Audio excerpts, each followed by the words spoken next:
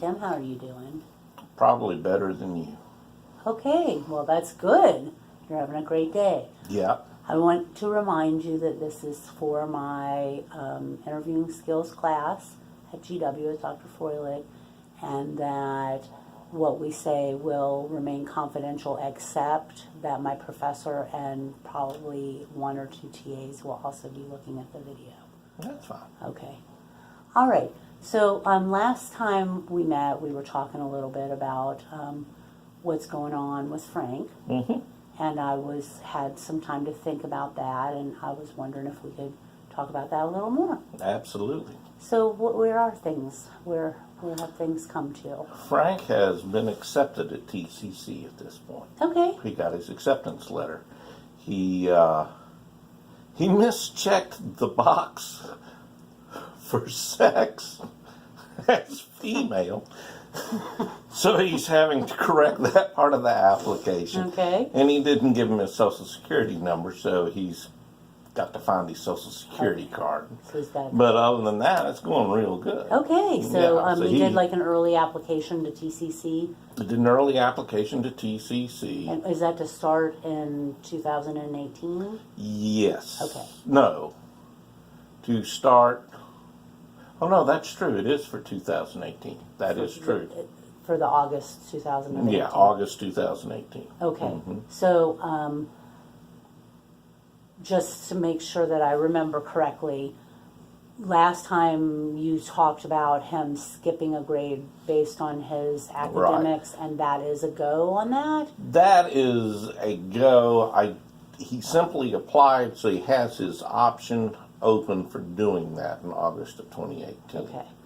He thinks that he'll probably graduate June of 2019 in high school and go on to community college. But he wanted his option open.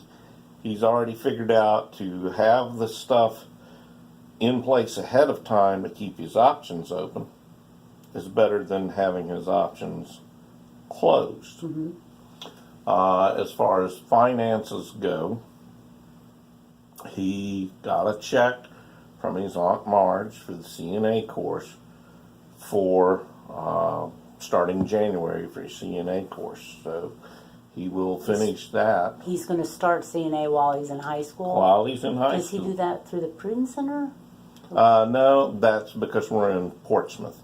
Oh. It's done through Wilson High School. Okay, They okay. have a program there. So he'll go there, and then he's going to look for some work to do in the summer. Okay. And then will he have finished his CNA? He will have finished his CNA in June. So it's just a one semester deal certification. Okay, great. And he thought about it and said, okay, I need to see if I like the CNA stuff. If I do this step by step, I can stop at any point and change directions. But if I like it, then I'm going to continue on the plan. And the plan is to go from CNA to probably finishing out the high school year at Churchland, graduate June 2019, and then actually start at TCC then. But he does have his options open, and he is killing himself over the grades. He's got a B+ in one class, A's in all the others, and he's somewhat frustrated over the B+. And I'm like, there's still time. That's just what the score is now. Don't worry about it, I think his grade point average was like a 3.7, 3.71. So, it's not bad. He'll get there. And so if he does the CNA stuff in the summer as work, if he gets the work, and I keep telling him, look, just because you got the certification doesn't mean the job's going to be right there for a 17-year-old. Most people are going to want you to be 18 when you work for them. When does he turn 18? He was born February 5th, 2001. Okay, so not all the way till next whole February. Right. Because you are correct about that. Under 18 could be a He's factor. talked to a couple of places that might. Mm-hmm. But, I have my doubts. But, hey, I'm going to encourage him all all the encouragement he can take, to try. And if he does, he does. And if it doesn't, well, wait until you're 18 and you'll see the job market change. And he understands that. But, he was hoping to have some work under his belt so that when he starts TCC in the fall of 2019, he'll already have some experience. And he has talked, in fact, as he talked yesterday to Marge, his aunt, about his trust fund for college. So, I think he's got community college figured out. Okay, so he's now back to the original decision. Decision. Going 2 years and then finishing the last 2 years at a 4-year university. Yeah, and he may go further past that. He's gone so far as to think about becoming a doctor. And I keep telling him, look, nurse practitioner can do practically everything that a doctor can do. I'm not saying don't become a doctor.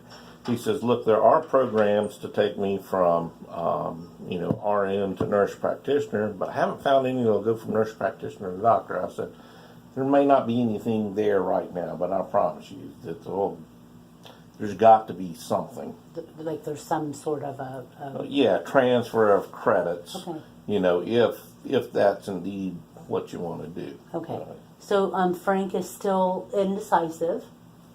I wouldn't call it indecisive. Okay. I think that word bothers him. Okay.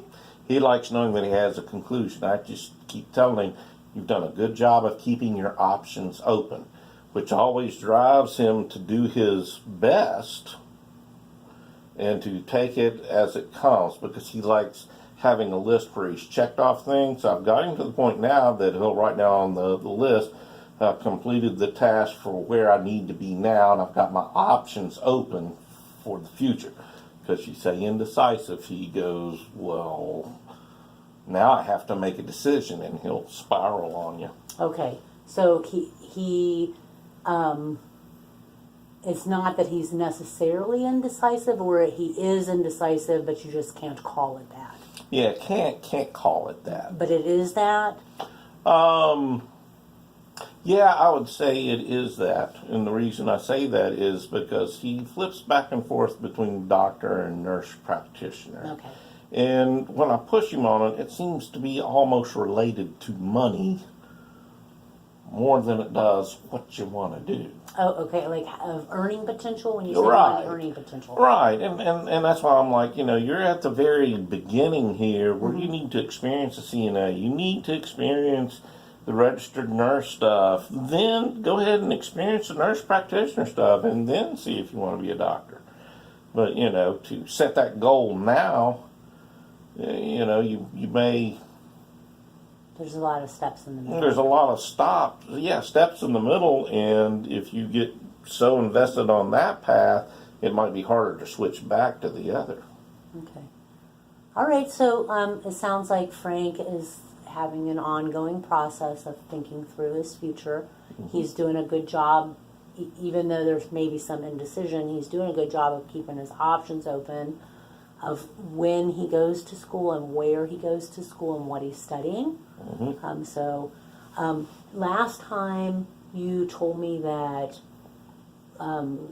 he kind of threw a wrench at you and changed the whole plan that you hadn't heard. Like, yeah. You did it in a different way, and that was creating a lot of anxiety for you. Mm-hmm. And I'm wondering now, like, I'm hearing you say that while Frank is not maybe making solid decisions, he is still changing around the plan. And how are you doing with that?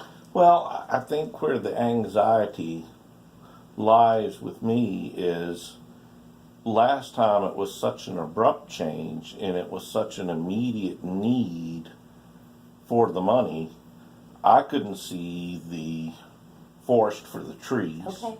And it's hard to tell him that you're in a forest. You're not really looking at trees yet. Yeah. You need to see where you are in the forest first before you pick out the tree you're going to go to. Right. So, yes, less anxious because of his immediate plans. Last time he flipped on me and he made that immediate plan to, I want to go to the 4-year school, I want to do it next year. I don't even have to finish high school, I can just go there. And I just wasn't prepared for that. Okay. So last time you weren't prepared for that, and he's still flipping around, right? Mm-hmm. He's still kind of flipping. He's still flipping around, but it's not an immediate flip. Okay. That's what's allowing me to breathe easier, and I never thought of myself as possibly hindering or influencing his decisions, but I guess I do, and I bet you my anxiety has an effect on his decisions. So you, yeah, so you were thinking. I just want to make sure I heard this right. You're thinking that what you have to say and think about things don't influence him? Well, I don't want them to influence him in terms of his ultimate goal. You know, there are many ways to reach a goal. Correct. And if I'm uptight about how can we get there, he's uptight about it. Right. Does that make sense to you? That does make sense to me, and I hadn't really thought about that part before, and it worries me about myself. You know, in terms of no one wants to have a negative influence on their child. I don't want my anxiety to be a roadblock for him. Okay, so at some point you weren't even really kind of thinking that. You weren't even making the connection that what you say and feel is impacting him. Yeah. And now you're worried that what you say and feel will have a negative impact on him? I'm not going to say the word worry yet. Okay. But it's more of a realization that, you know, I really need to pay attention to those areas of his life, because I realize now it does have or can have an impact. And I want him just to be the man that God created him to be, whatever that is. Mm-hmm. And I think that he's perfectly capable of making his life choice decisions as far as a career. And I just want to make sure that I don't hinder him in his process, because maybe I have an issue and I don't see where he's going, but he sees where he's going. But I don't think he could see where he was going the last time. I know that sounds confusing. Well, and I am a little confused. Okay. Because I'm not causing you to be anxious, am I? No, you're not causing me to be anxious, but I'm a little confused and want to clarify. Here you go. Thank you for this press call. Okay.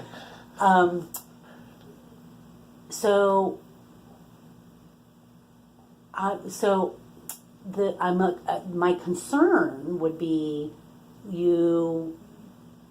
I almost hear you saying that I am reluctant to kind of tell him what I see and feel because it could be a negative impact on his decision-making process. Yeah, I do feel that, and that I guess is a form of anxiety in and of itself.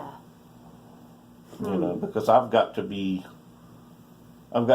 prepared, but you can only prepare so much. You can only prepare so much. Yeah, I've got to stay close to him and listen to him. I can't, you know, because sometimes Frank just talks. Yeah. And talks. Okay. And talks. Just like my wife talks. Okay, like what you mean, like talking without an endpoint? Right, yeah, spiral. Okay, yeah. Spirals up, like he starts having anxiety when he's talking? Yeah, sometimes he has anxiety, and if I'm having anxiety, that's really not a good thing. That doesn't, you know, accomplish much, but, you know, being able to stop, I guess one of the things I need to do, I mean, I've had counseling before for anxiety. I need to utilize those tools to de-escalate. And then, like, we came to the conclusion now, saying, you don't have to do this right this second. Right. I think some of that came from the fact that when me and him went to not Charlottesville, we went to Appomattox, and he was like, hey, let's go up to Charlottesville. And I discovered all that, and then we talked to Mom, and Mom's like, oh, yes, you can do it. And she's right, he can do it, but I just wasn't So I'm going prepared. to just go back just a little bit. I'd like to talk a little bit about that feeling that you shouldn't tell him what you think or feel because it might negatively impact him. When a part of the decision-making process of all children is like you want your parents' input, right? Because nobody knows you like your parents know you. And I feel like we as people do not always take our parents' advice or but want to know what our parents are thinking. So I'm curious, like when you say I don't want to say or do things that will negatively impact him, what does that look like? What does that mean then? Does that mean that you're not sharing with him? Yeah. Sometimes I'm not. Okay. Sometimes. So sometimes you are and sometimes you're not. I'm just realizing something else that maybe I need to talk to my other therapist about.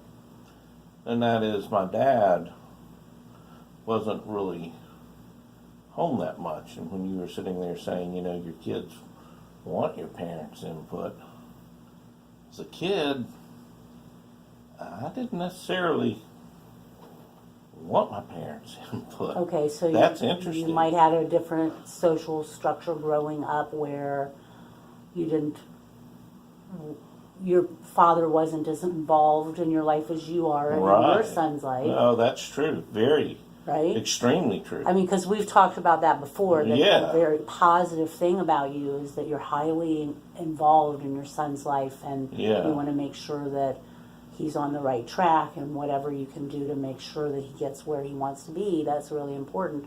And that's a Yeah. strength that you have, right? And it's a strength of the whole family that you guys work together to solve problems and are open and honest and give your opinions. So then I'm kind of, I don't know what to do with that thought. I'm not going to tell Frank or say what I think because it could be a negative Yeah, it could be a negative thing, and I have to think about it. And When you say negative, can you explain that a little more? Negative? Like, I mean, do you feel like you would say something that would prevent him from going to college? Okay. absolutely. Money is such a big issue in our family, and he's very aware of that. That's the beautiful thing about poverty. You can't hide. Right? Yeah, you really can't hide that You from your can't. children. You know, you might be able to hide if you're rich, but you Right. can't hide if you're Yeah. not. And So, and I know that he's, because when we talked about Charlottesville, and he did finish this weekend, although I hadn't had a chance to look at it, a comparison of the four-year schools and what they cost. Before we talked about Charlottesville, you know, it was just, oh, I'm going to go to community college, and that's it. And I know that was influenced by his perception of the fact that, you know, he wasn't that aware of the trust fund, definitely didn't have any trust in the trust fund that money was there. And I have since gotten the amount, and it's not enough. But I know that there are other solutions in Okay. other ways. yeah. You know, I've talked to him about, you know, you can finance it. Marge just said, well, if the trust doesn't have enough money, I'll just write you a check. Which maybe she can, maybe she can't. I don't know. It was Marge, his aunt, that has the trust fund. Okay. Right, Okay. right. So she's trying to relieve some of your pressure around the money Yeah. issue. So, I'm still stuck. I admit it. I'm still stuck on that statement that you are concerned about telling him what you think and feel because it will have a negative impact. Yeah, well, you're asking, could it really have that much of an impact? Oh, absolutely it could, because I've already seen him, choose community college, and then when the opportunity showed for a 4-year school, he went up to it. When I asked him before we even considered 4-year schools, if he'd want to consider a 4-year school, it was no. We just happened to be close enough to Charlottesville, and that's how I found out he'd been doing all this research to start with. He didn't want to bring it up to me. That worries me. Okay, so I want to draw your attention to the fact that you said just now that Frank is engaging in the very same behavior of not sharing his feelings and thoughts with you as you are with him. When I say that, what do you think? I think we need to edit this video because I want to say shit. I hope you're not offended.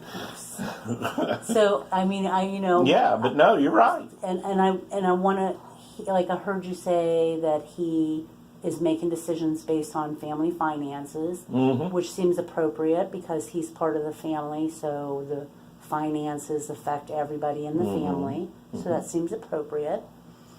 And that then I wonder if you might not have had such a wrench thrown at you whenever he finally spit out what he was thinking. If you were, if denial was working for me right, up until that point. Right. That's what we're really saying. Okay. Yeah, and that's true. Denial was working. When you say denial, well, going, well, he's happy with the 2-year school, because when I brought up 4-year school, he said, oh, I'm not interested. And then when we were near it, hey, and by the way, I've done these comparisons, and well, let me look at them. There's a trust fund, and we'll find out how much money is in the trust fund and see what we can do, So like denial and hiding, almost like you guys. Well, to me, that's what denial is hiding. Well, hiding from yourself, but yeah. But I kind of hear you and Frank hiding from each other as well. Oh Yeah. Yeah. That's how much we care about each other. We hide things from each other. You know how that goes. Yeah, actually I do. But the end result of those hiding things was your anxiety was cranked way up a couple weeks ago because you kind of started. Well, isn't that what anxiety is? A lack of trust, of trusting the situation. It is. That is a big, huge piece of anxiety, right? Of not trusting the situation, and there might be some. What about your trust for Frank? You mean, do I trust him? Yeah. I would like to say yes, but to be honest, I'm probably only trusting to a point because I know he hasn't seen enough of the big bad world. Okay. Okay, so you trust him to make decisions based on where he is. Yeah, age-appropriate decisions. All right. Do you think that Frank trusts you? Yeah.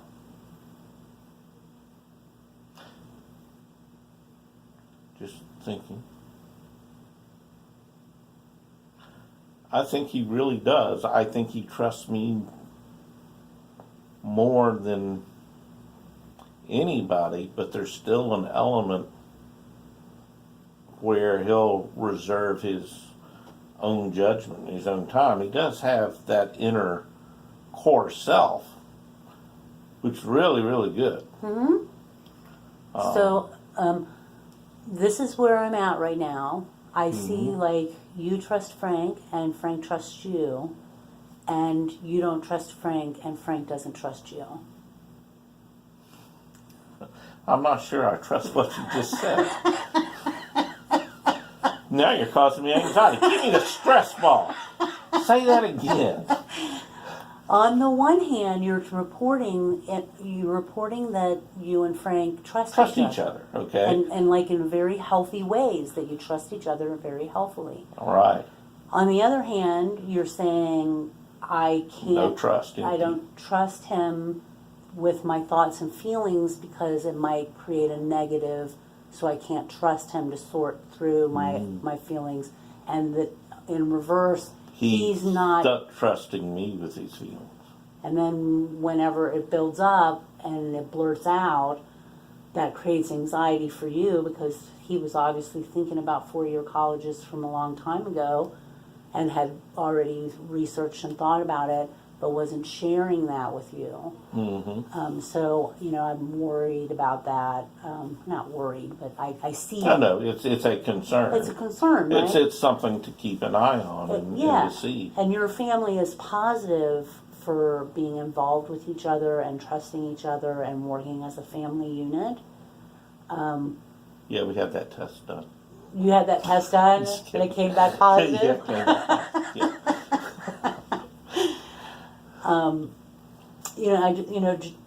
Just my concern is that because of financial issues, which is the only thing that you reported of why you might not want to share things,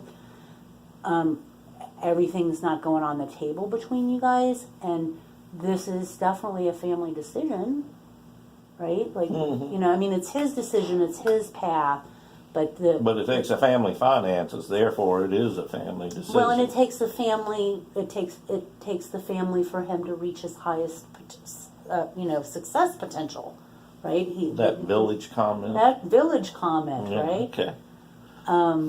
So then we have this trust and no trust. Mm-hmm. Trust and no trust. What do you think whenever I say that? Well, I want to go back to something that my therapist told me a few years ago about, at the time I was being way too open and sharing everything of my life with everybody I saw, which was leading to some codependent problems. And he says, your life is like an onion.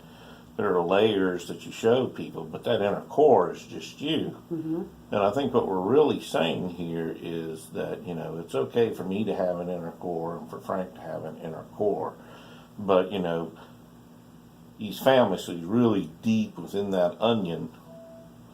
And, you've got the family onion, then you got the world onion.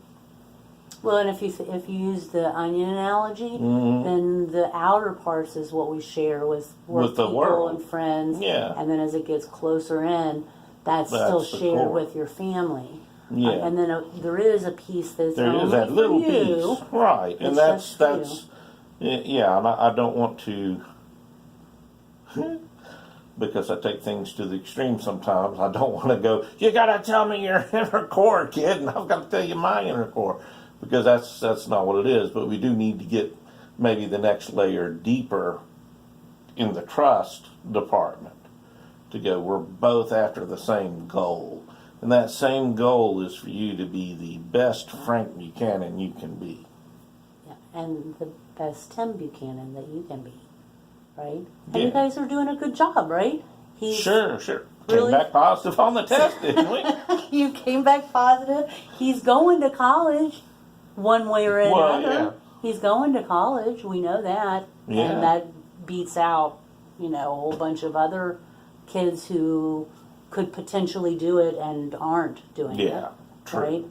True. His school is full of people. Right. Like That could really be doing it and are not. Yeah. So And I try to get him to understand that because when I pick him up from school, a lot of times he complains that, I'm like the only one going to school.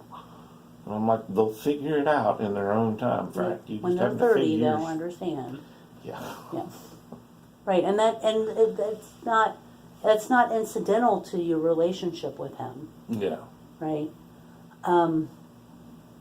Okay, so the trust and the onion. Mm-hmm. What do you think about about that trust issue?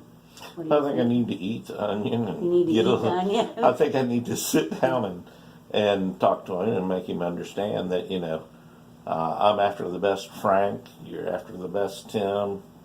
This is how we get to the best family. But, you know, if we don't discuss it, it's not going to change. Right. That's a surefire way to stay in denial. Yeah.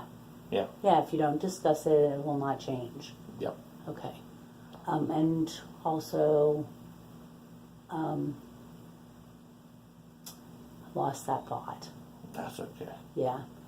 I want to say you need to trust yourself too. Mm-hmm. Yeah, that could be a whole different session. Okay. If you need another video, we'll try to do that session. Okay. All right. So let me just wrap up kind of what we've been talking about today. As a result of the last session, you guys both did some exploring together. Mm-hmm. Talked more about money. Mm-hmm. Frank is looking at different kind of things. Mm-hmm. He's keeping you in the loop on what he's doing, Mm-hmm. which is better than where it was last time, where he just Oh, threw something right out of left field and wonked you upside the head with Mm-hmm. it. So you guys are doing better about trusting each other and talking more about Yeah, I things. mean, we're absolutely, I think, on the right